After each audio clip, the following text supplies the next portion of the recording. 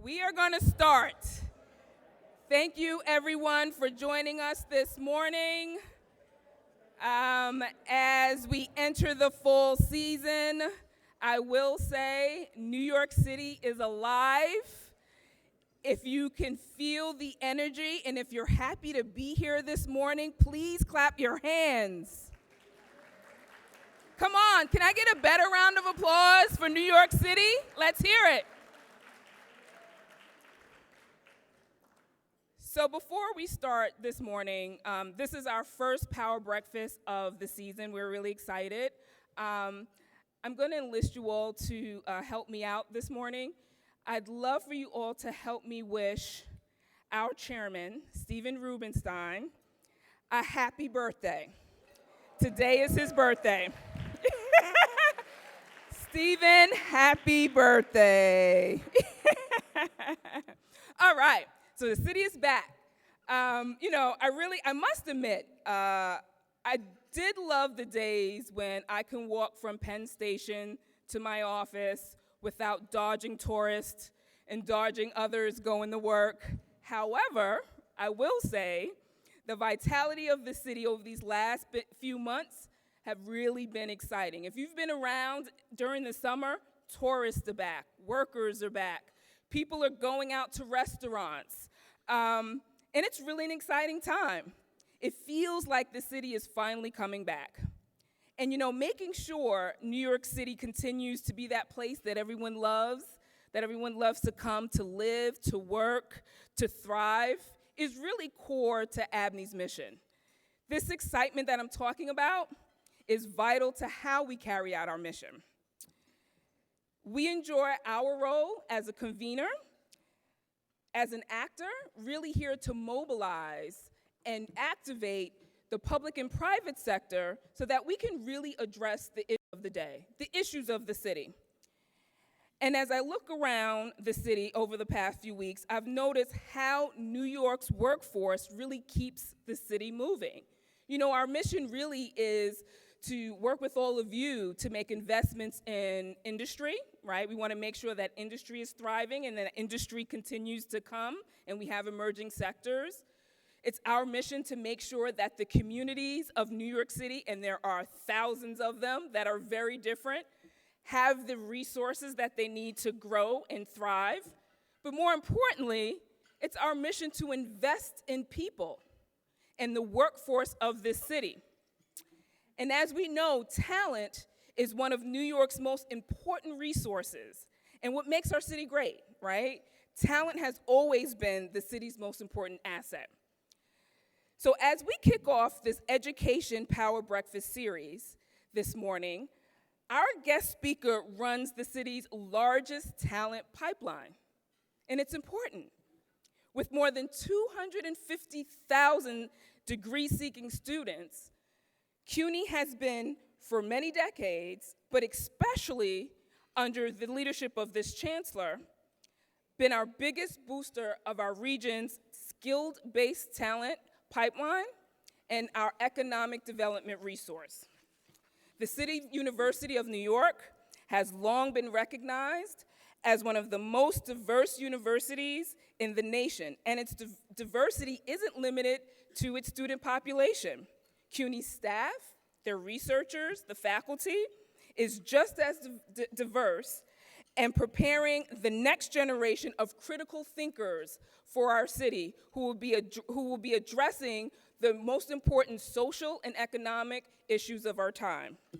So that is why I stand before you today as a proud CUNY graduate.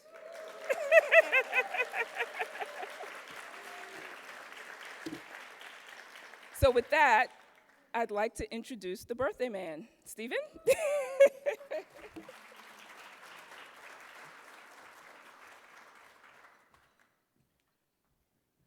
Thank you, Melva. It's always nice to keep growing old. Morning, everybody. Thanks for being here. It's the first day of fall. I also want to say Happy New Year to everybody. Shana Tova. We know the GA is back, subway ridership coming back. We first time about a week ago hit pre-pandemic levels, which is amazing. And obviously it's back to school. In that spirit, we're thrilled to have the Chancellor here. By the way, when you look up Chancellor, it says to be responsible for all academic, fiscal, and administrative matters. In this case, that sense of scope is staggering.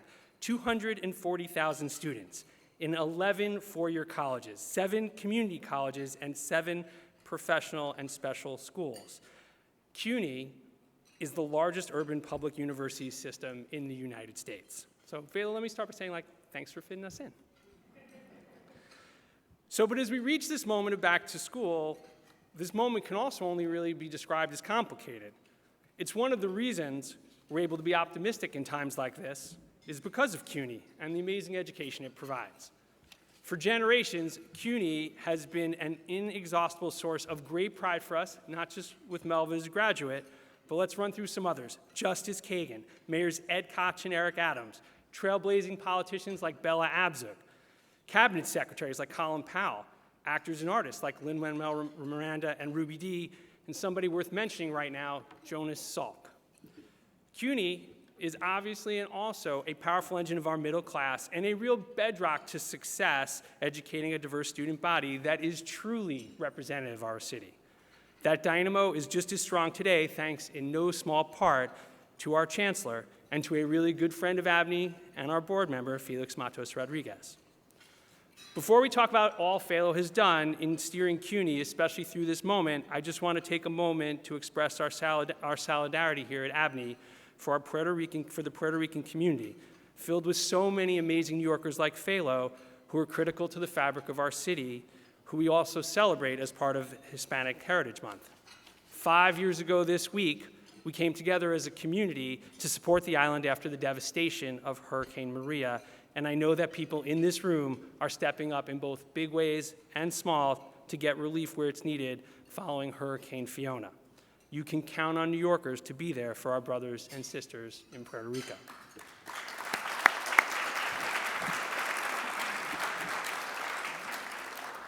Now, Felo is somebody we have counted on for years and years, and he has demonstrated why during this pandemic. He had the job for less than a year when COVID started and upended how we teach. So he had to steer literally hundreds of thousands of students through distance learning and carefully manage reopenings. Before I bring it back to Felo, I just want to take a moment to recognize a couple of the other educators here from our public education system. Lester Young, Chancellor of the New York State Board of Regents. Bill. Okay. I'll ask you to hold your applause to the end. Bill Thompson, Chair of Cuny, an amazing New Yorker and a longtime friend of ABNY. Ken Adams, President of LaGuardia Community College, and my first client when I started in the public relations business 30 years ago at New York Cares. David Wu, the President of Baruch College, and another ABNY board member and a beloved person at ABNY, Jennifer Rabb, the incredible President of Hunter College. So thank you all for being here. And thank you to the other elected officials, too many to mention, for being here as well. We're grateful for your public service. What's amazing is that COVID didn't stop Cuny from moving forward in new and important ways. Felo said to me that he wanted to be remembered as the patron saint of paid summer internships. I am committed to someday making a statue of that, on the low end in ice, on the high end in something more permanent. But I will say something, he has committed to making that real. And here are just a couple of things he did during the pandemic. He launched the New York Jobs CEO Council, a new organization led by Jamie Dimon, CEO of JP Morgan Chase, to provide jobs and paid internships for 25,000 CUNY students from underrepresented groups. And second, he started CUNY Futures in Finance, a workforce development initiative with Bloomberg, Centerbridge, and Goldman Sachs, helping students build early careers in financial services. Today he's here with ABNY to talk about these successes and more, including the role CUNY will play in upskilling our workforce. I started by saying it's a complicated time, and we all know about inflation, coming layoffs, risk of a recession. And those fears are on the rise. Our CUNY system isn't just a bright spot on that landscape. It is literally part of the solution. And here is the undeniable truth. There is little chance for an economic recovery here in New York City that is strong, equitable, enduring, without CUNY at its core. Why? Because as wonderful as President Biden's debt relief program is, it only goes so far. CUNY goes further. Ongoing affordable higher education, true upward mobility, and a path towards the middle class. So today, we're really proud to have our Chancellor with us. Ladies and gentlemen, please welcome Félix, Chancellor Félix.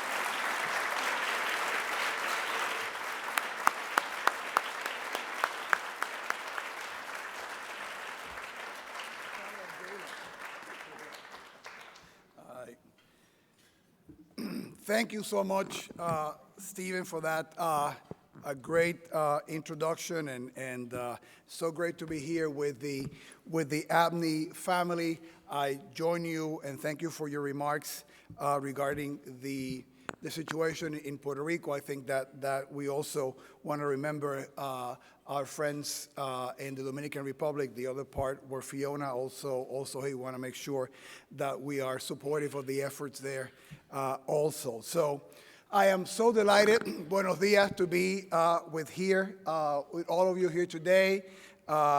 Thank you, Chairman Stephen, and my fellow members of the ABNY board for the invitation, and thanks to ABNY's dynamic CEO, Melba Miller, who mentioned that she's a CUNY alum, right? But there's a story there. She's on her third CUNY degree, right? So she's been coming back for more, and we look forward to soon calling her Dr. Melba when she finishes her PhD in social welfare at the Graduate Center. And I think that it couldn't be more fitting that this great organization, ABNY, that is dedicated to making New York a better place, is led by this wonderful CUNY alum. Want to also greet the members of the CUNY Board of Trustees who are here, Chairman Thompson, who was already saluted by Stephen, the Vice Chair, Sandra Wilkin, who's here with us. The student trustee, Salimato Domboya, is also here with us. You can give them some love. And greetings to my favorite regent, Chancellor Lester Jones. Thank you for all the work that you do. And great to see so many other elected officials.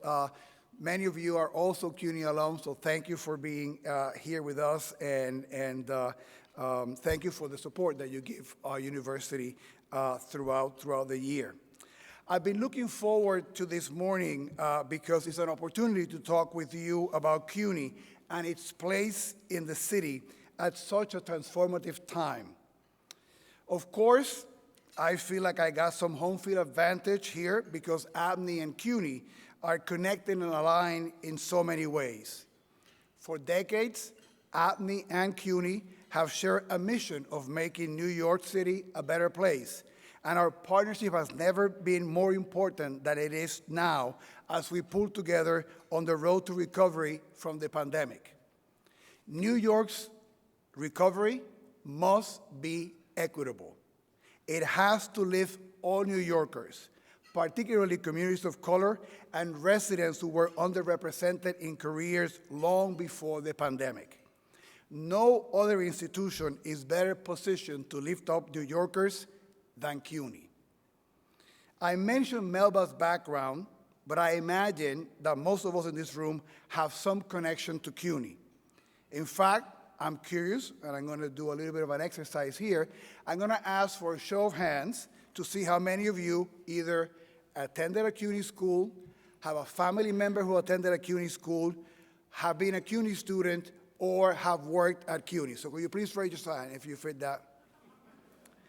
I think my job here is done.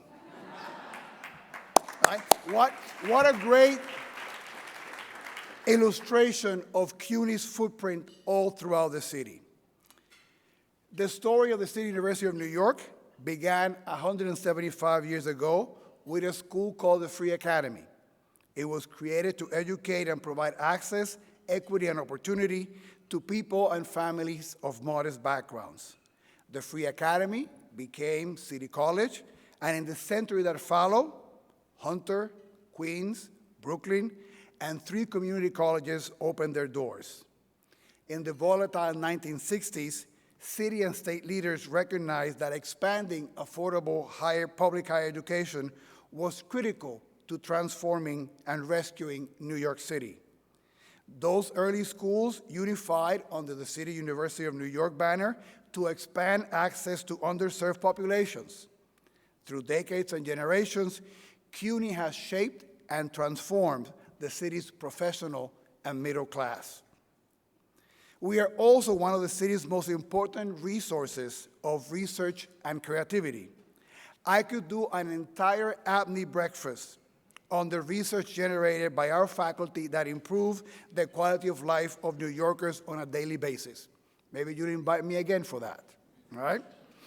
Furthermore, CUNY campuses are anchor institutions that are vital to the civic, economic, educational, and cultural life of their communities, their boroughs, and the city. And we are also a real estate powerhouse with an ongoing multi-billion-dollar capital construction program.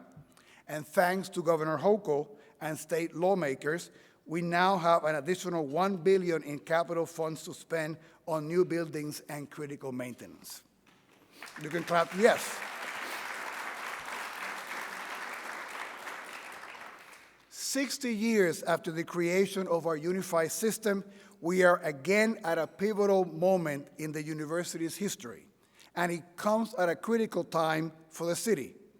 This presents all of us, CUNY educators, as well as business leaders and elected officials, with an opportunity to rethink the university and ensure that it continues to meet the evolving needs of today's city and the next generation of New Yorkers.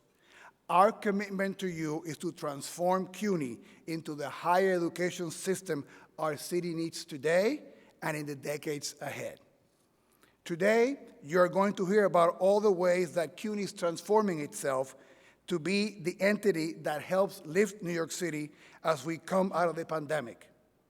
These initiatives and partnerships are part of a new CUNY, a CUNY that I believe will be more vital to the city than ever. We are ready for the challenges that transformation brings, and we need all of you here today to be our partners. Let me tell you why I believe that you should partner with us at CUNY. Because you need excellent, diverse talent, and we are the best and most abundant source of that talent. We are one of the largest, most robust university systems in the entire country. We have 20,000 faculty members from all over the world who are experts in their fields. They include MacArthur geniuses, Nobel Prize winners, and cutting-edge researchers. And they are working, in many cases directly with all of you, to prepare the next generation of experts and innovators. Our graduates are Rhodes Scholars, Fulbright Fellows, and industry leaders. Every year, our campuses turn out thousands of professionals, workers who know New York City, understand New York City, and are committed to staying here. And every day, I see the real-life results of investing in our work. They are conveyed in the stories of our students and our graduates. Let me share one such story with you. 7 years ago, Stephanie Nuesi came to New York from the Dominican Republic, speaking little English y mayormente hablando español. As a student at York College and later at Baruch, Stephanie developed an interest in business, and she began to thrive. A couple of years back, while walking with her mother in Manhattan, they passed by the offices of Google, and she told her mom that one day she was going to be working in that building. Stephanie, her mother said, "Mija, you are dreaming too high." Well, Stephanie graduated last year with an accounting degree, and now, at the age of 23, she's an associate financial analyst at Google, and also the CEO of her own startup company, a Korean consulting firm that helps college students achieve their dreams. I think that deserves a... We are preparing our students not just for the jobs of today, but for the challenges of tomorrow. We've learned to meet students where they are, to enable more New Yorkers to access an education and get the skills they need to meet the demands of the workplace today. And the workplaces of this city will certainly benefit from their perspective. Our students mirror the diversity of the 5 boroughs. They are a pivotal part of the solution when it comes to ensuring that candidate pools for in-demand jobs reflect our city. According to an upcoming report from the Center for an Urban Future, in a recent year, Cuny graduated more Black and Latino students with tech degrees than all the undergraduate degrees combined awarded by Columbia University. As I outline our plan to equip our students to enter the workforce, here is what I ask of you today. Be part of those students' success. Mentor them, and then, after you mentor them, hire them. And do it again, and again, and again. Our students leave Cuny with the talent, the expertise, and the assets to help your organizations thrive. And if your employees need to learn new skills, send them again to Cuny. We are committed to working with you to propel your businesses and this city towards a more equitable and prosperous future. But there will be no silver bullet to transforming talent pipelines across the city. Together, we have to pursue a constellation of big, ambitious aspirations that aim to transform the way we do business at our core, not just around the margins where it's easy. You all know that talent lives in every corner of this city, in the classroom, down the block, at the desk, and in the warehouse. We have to reach them and help them reach their futures that they can only dream about today. The first guiding principle that we've embraced at Cuny is that we must meet talented New Yorkers where they are in their career path. There's so many New Yorkers who want education or training to make themselves more marketable, but do not necessarily want to pursue a degree or are not in a position to do that right now. We are supporting them, and we want to continue to support them. During the pandemic, we launched Cuny Upskilling, a program to help thousands of New Yorkers acquire the skills and knowledge to secure jobs in fields like healthcare administration, data analytics, marketing, and infotech. Already, 7,000 New Yorkers have been helped by this program. We knew the need didn't end with the pandemic, so this week we announced an important expansion of this program. Upskilling Part 2 will allow 2,000 additional New Yorkers to take more intensive courses intended to lead directly to a job and provide credit towards future degrees. There will be more than 50 courses available at 11 campuses thanks to a $2 million investment from the New York State Department of Labor, the Bank of New York Mellon Foundation, and JP Morgan Chase. Our second principle is to partner, partner, partner, and partner. We must partner with industry, with government, and with employers across the city to move the needle. Our mayor understands how important it is to make sure Cuny is a go-to place for all industries when they're looking to hire talent. And we're about to make that easier. Mayor Adams, I'd like to point out, twice a Cuny graduate himself, all right? And I are proud to announce today the launch of the Cuny Inclusive Economy, a public-private partnership that aims to connect 80% of Cuny graduates to careers by the end of the decade, 80% by 2030. That's our goal. It's ambitious, and we're going to meet it.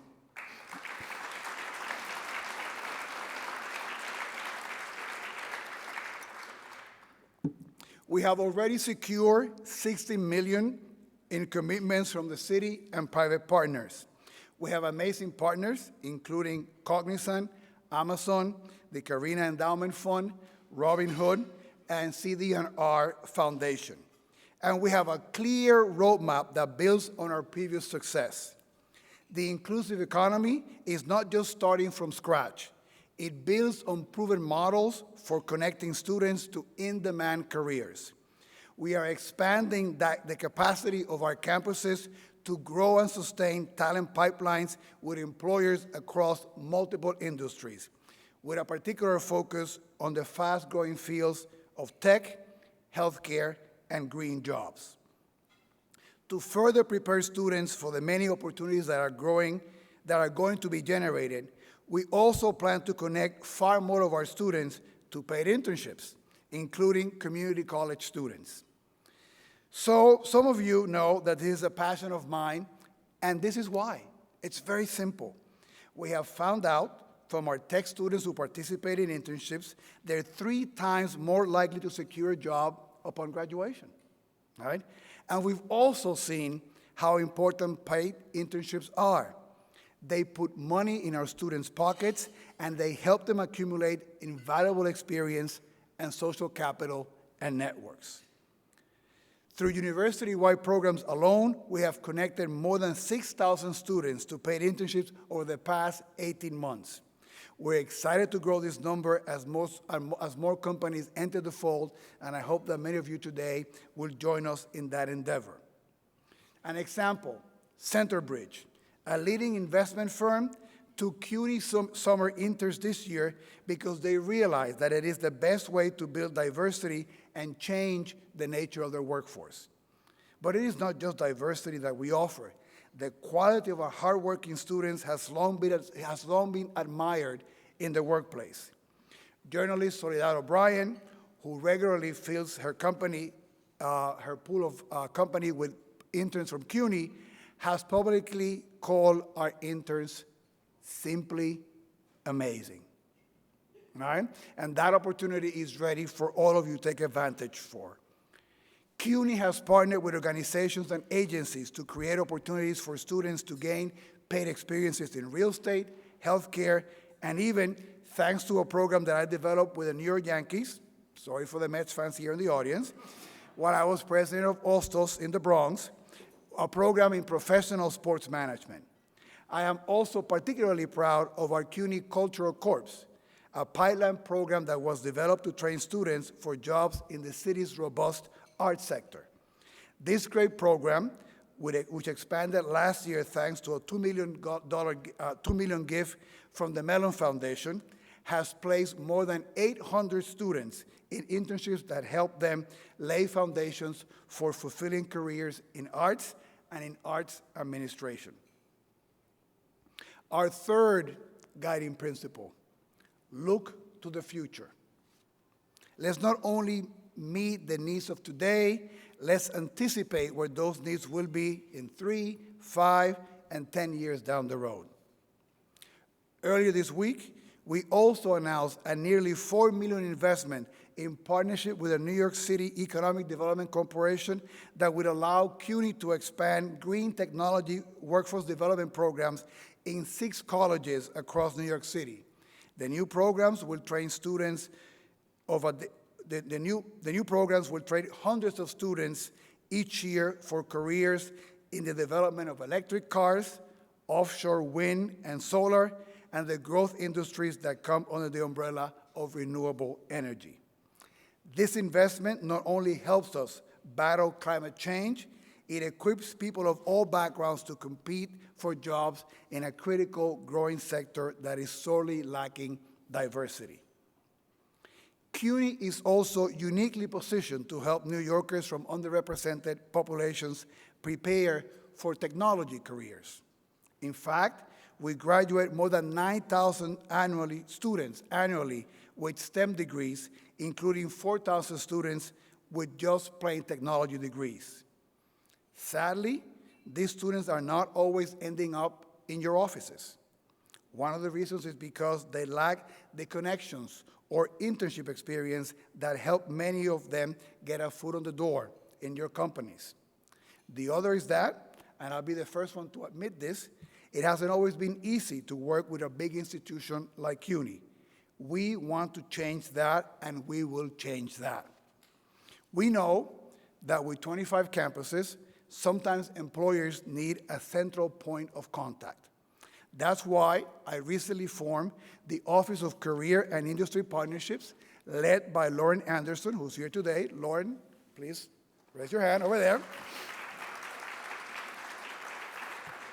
And Lauren has already talked to many of you, right? And she's ready to welcome more into the Cuny family as we create that central point of contact for all industries in the city. As we can see, we're incredibly busy, and we have to be busy. New York City is depending on Cuny. We graduated almost 55,000 students this year, and the vast majority will stay in New York and join the local workforce. These students staff some of our city's most critical workforce sectors. Each year, Cuny graduates about 1,800 nurses. That is about half all the new nurses in the city in a typical year. We also award more than 5,000 degrees and certificates in education and supply a third of all the new teachers that start at the New York Department of Education. We've also been busy pursuing partnerships with leaders like you for several years, and we're excited about some of those partnerships that are already underway.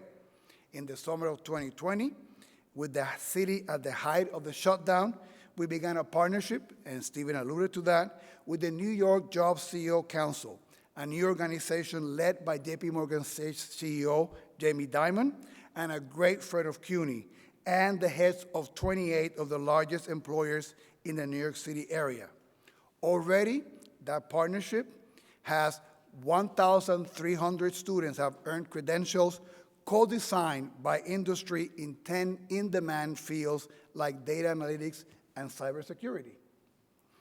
During the pandemic, we also unveiled the Cuny Futures in Finance, a comprehensive workforce development initiative with Bloomberg, Centerbridge, and Goldman Sachs that would cultivate and train Cuny students for careers in the financial industry, one of the largest and most sought-after employment sectors in New York.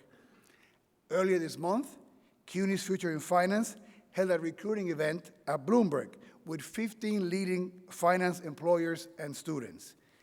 These connections are vital because many of our students don't have exposure to professionals in these fields and therefore don't see themselves in these careers. Cuny needs to provide that connection for our students and the employers. We've also been working with small businesses. After all, small businesses employ more than half of New York City's private sector workforce. We have provided paid internships to 125 Cuny students to work in small businesses all across the city.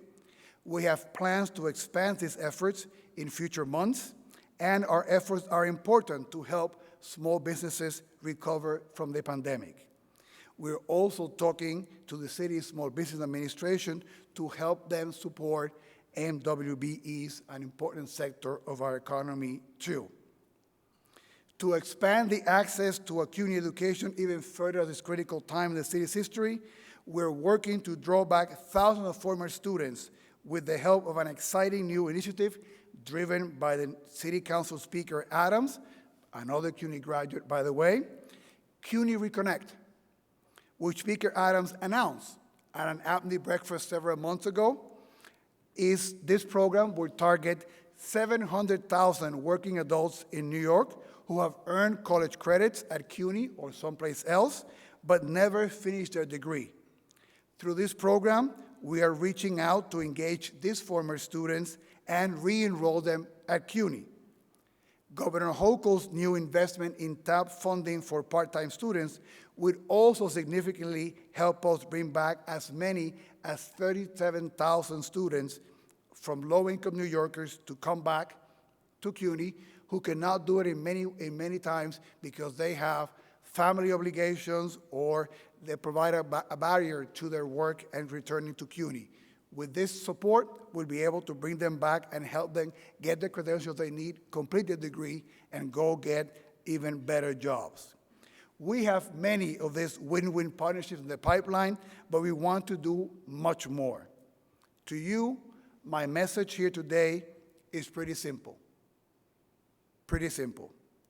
If you believe in New York City, invest in Cuny. And let me say it again. If you believe in New York City, invest in Cuny. Think of us as a partner and envision our university as a solution to your needs. Remember that every year we turn out tens of thousands of graduates who are well prepared to join the workforce and begin meaningful careers. They are diverse, brilliant, full of tenacity and grit. Their life experiences have taught them how to tackle challenges. So if you're an employer, come to find the talent you need at Cuny. If you can't find people with an emerging skill you're looking for, look for Cuny to partner to upskill your workforce. Help us keep curriculum and programs current. Help us think about what is coming next in the world of work. Collaborate with us to provide paid internships and apprenticeships. And if you own a business, partner with a Cuny startup.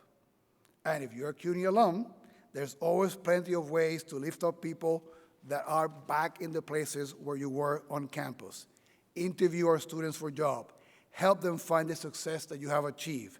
Come back and help us prepare those who want to follow in your footsteps. If you do any of these things, what I think you will find at Cuny is a university that is worthy of your support and your confidence. A university that is building on its storied mission every day, transforming itself in ways that are carefully conceived to lift our students and benefit our city and our state. A university that truly values our stakeholders, their needs, their ideas, and their contributions as a critical element to our success. And that means everyone in this room. I hope that you will join us, support us, work with us as we move forward together on the road to a better and more resilient New York. And I thank you for your support and your partnership. Muchas gracias.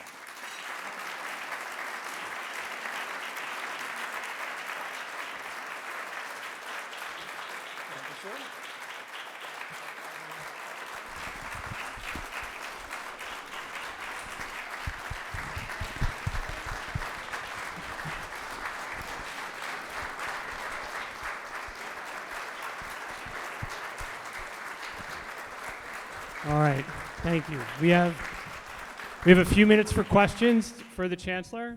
Taina?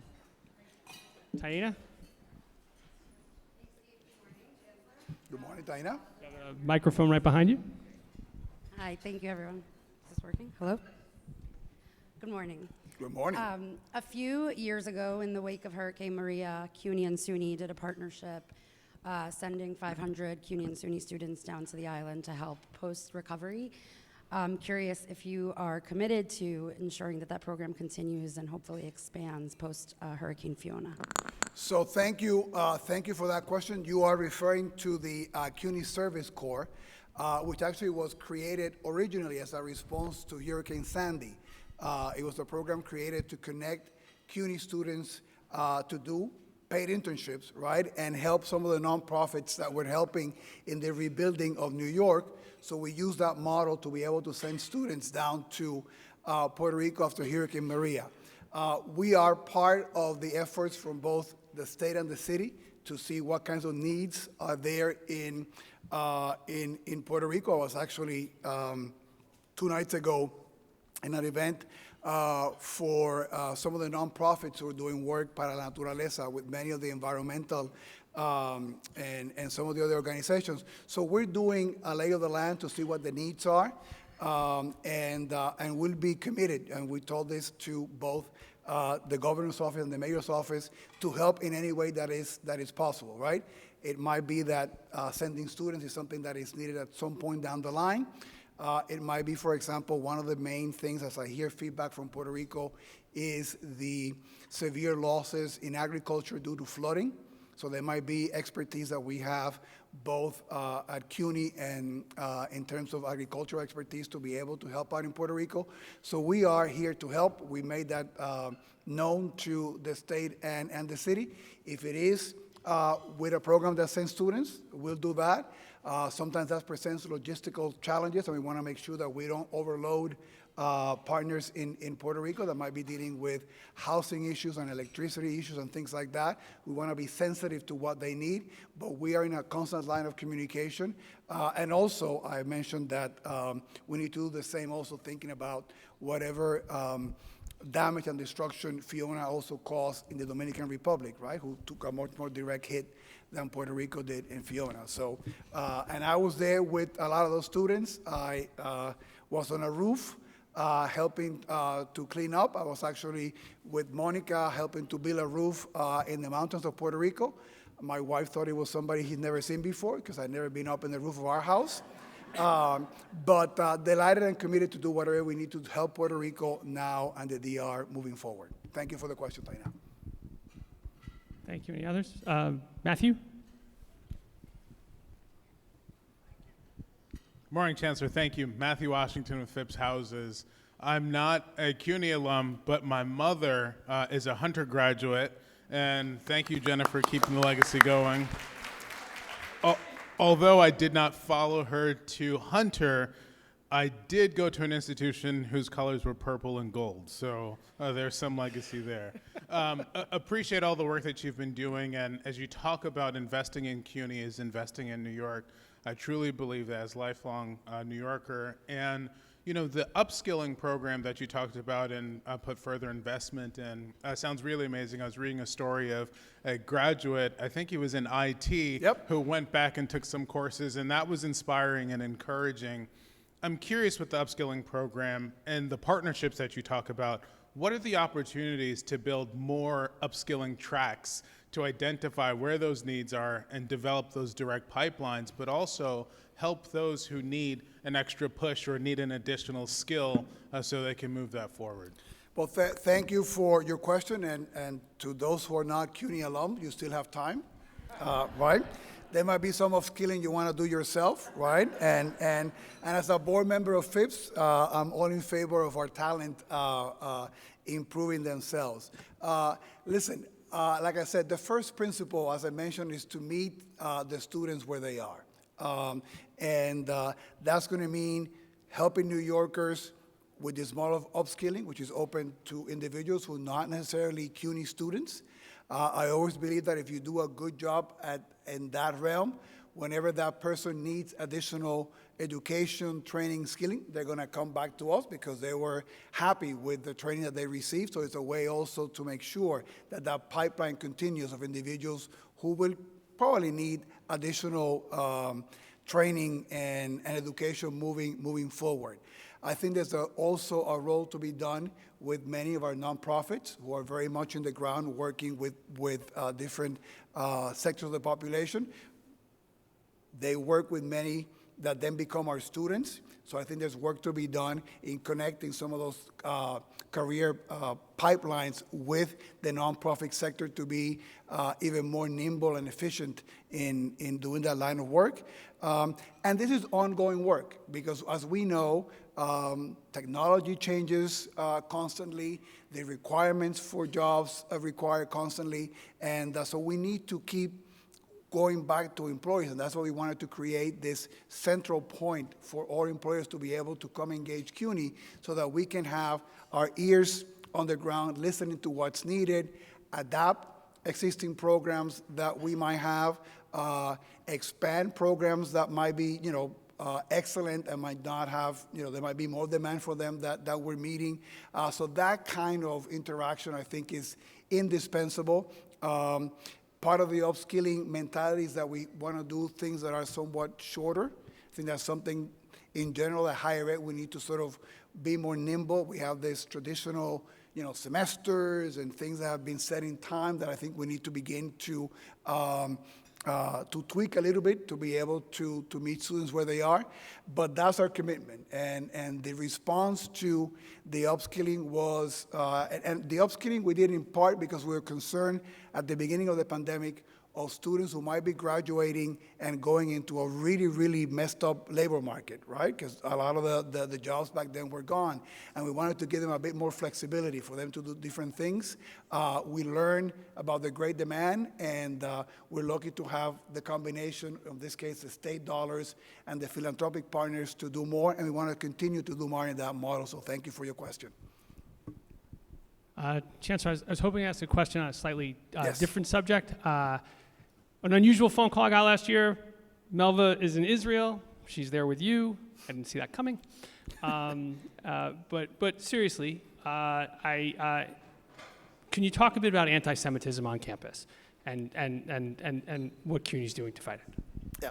Well, thank you, Stephen, for that question. And we are navigating in our campuses something that is unfortunately a growing global phenomenon, national phenomenon in New York City, and obviously that impacts our campuses.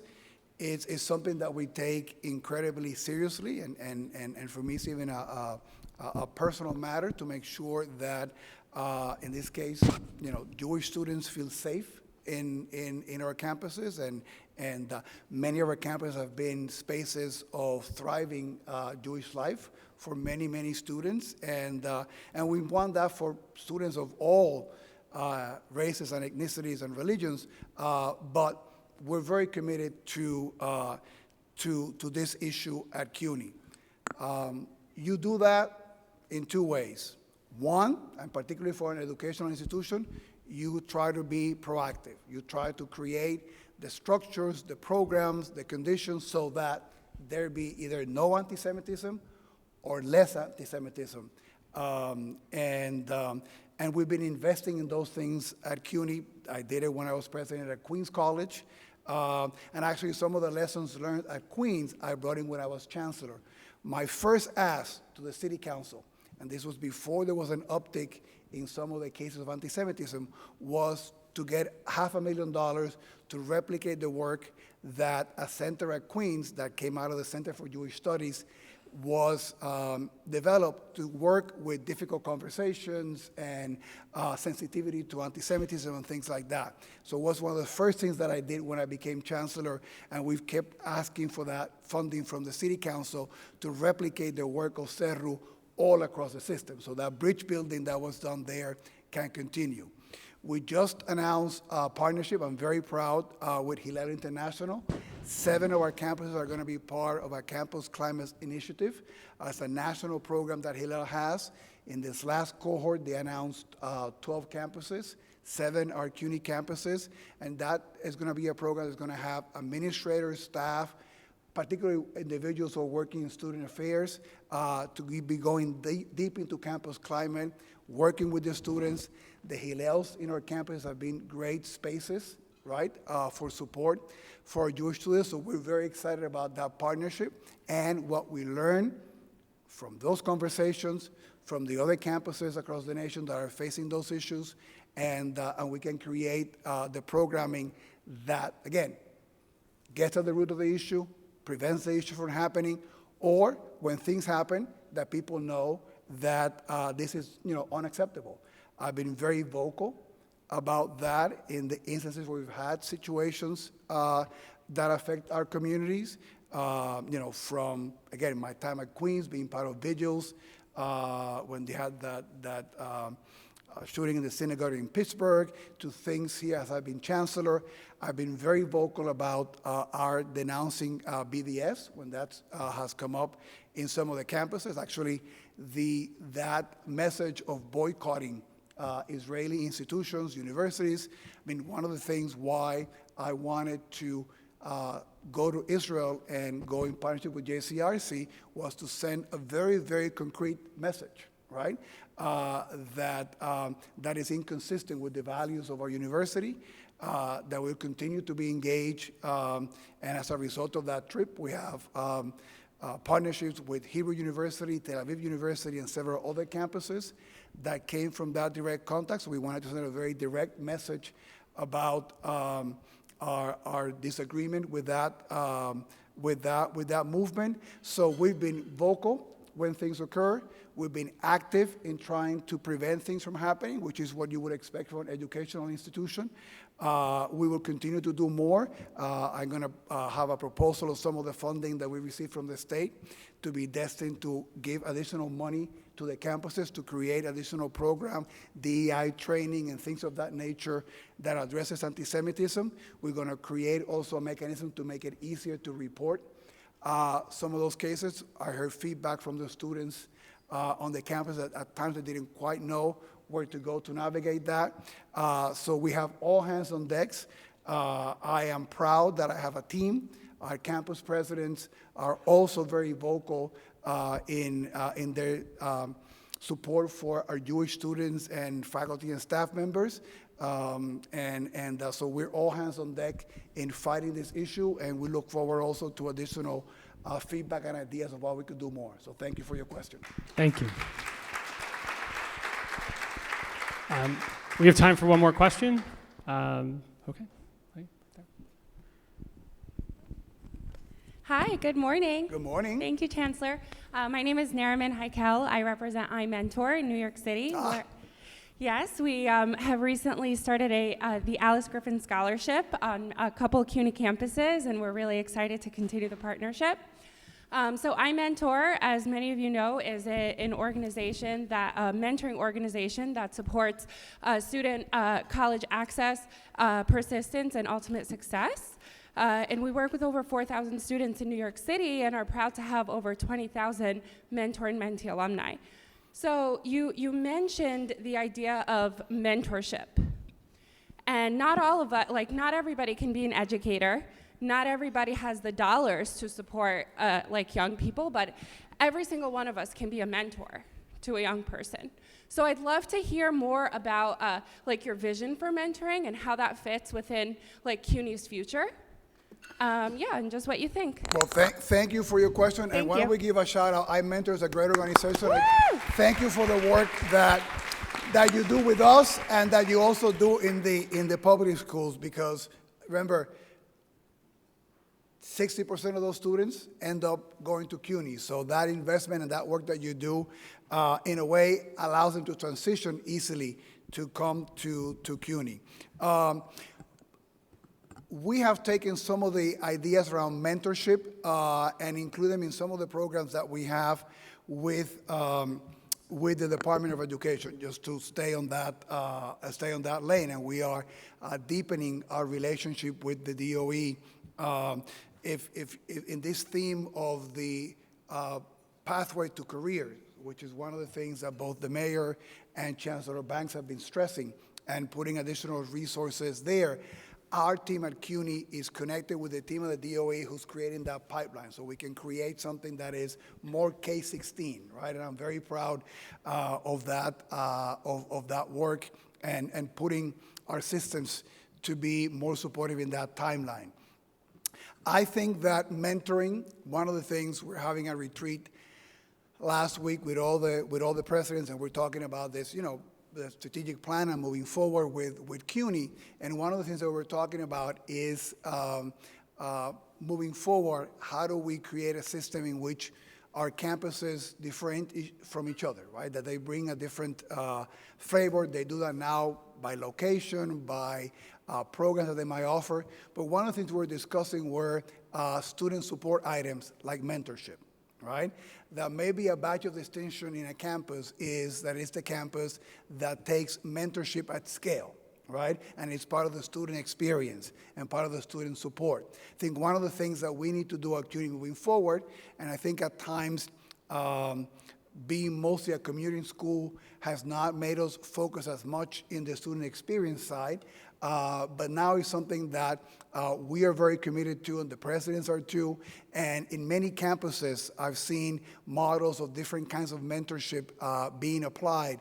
So you guys are pros at this, so we shouldn't be reinventing the wheel. So I look forward to learning more from this partnership with the two schools, and maybe that becomes a pilot that can be replicated and scaled up. So thank you so much for your question. Thank you, everybody, for coming. Thank you, Chancellor, for your ambition and the get-it-doneness, and we look forward to seeing you all again soon. I hope you